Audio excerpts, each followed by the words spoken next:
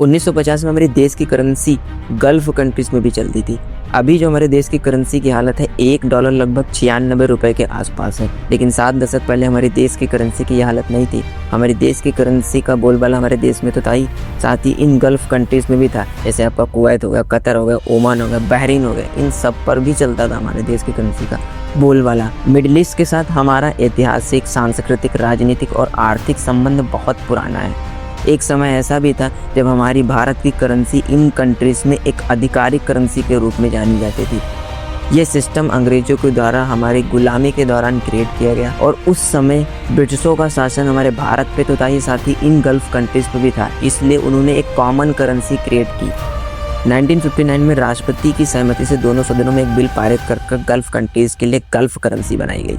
और ऐसा इसलिए हुआ क्योंकि खाड़ी देशों में गोल्ड बहुत सस्ता मिलता था। तस्कर उसे सस्ते दामों में खरीदकर हमारे भारत में बेचते थे और उसे हाई मुनाफा कमाते थे। न्यूयॉर्क टाइम की एक रिपोर्ट के अनुसार 1957 के पहले 9 महीने में $69.3 मिलियन मूल्य के भारतीय रुपए सोने के तस्कर के माध्यम से गल्फ कंट्रीज में चले गए।